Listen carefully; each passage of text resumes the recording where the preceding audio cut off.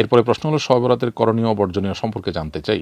শবে বরাত যেটাকে আমরা বলছি হাদিসের ভাষায় মূলত লাইলাতুন নিসফি মিন শাবান বা মধ্য শাবানের রাত।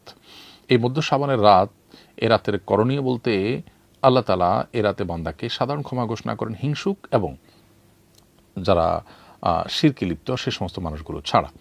অতএব কারো প্রতি শত্রুতা, বিদ্বেষ, হিংসা পোষণ করা কিংবা শির থেকে বেঁচে থাকাটা হলো আমাদের কর্তব্য, যাতে করে সাধারণ ক্ষমার আওতায় আমরা পড়তে পারি। এ রাতে সারা রাত জেগে নামাজ পড়ার জন্য স্পেশাল বা বিশেষ কোনো নির্দেশনা, কোনো বিশুদ্ধ হাদিস দ্বারা প্রমাণিত হয়নি। তবে এ সম্পর্কিত, এ রাতের ফজিলত সম্পর্কিত আরও বিভিন্ন হাদিস বর্ণিত হয়েছে, যেগুলো বেশিরভাগই দাইফ। তবে সাধারণ ক্ষমার ঘোষণা সংক্রান্ত হাদিসটা গ্রহণযোগ্যতার লেভেল পর্যন্ত যায়। সেজন্য লাইলাতুল বরাত যেটাকে আমরা বলছি, শবে বরাত যেটাকে আমরা বলছি, যেটা মূলত মধ্য শাবানের রাত হাদিসের ভাষ্য অনুযায়ী, সে রাতের ফজিলত এতটুকু আছে যেটা সাধারণ ক্ষমার রাত। অতএব ক্ষমা লাভের জন্য চেষ্টা করা প্রশংসনীয়।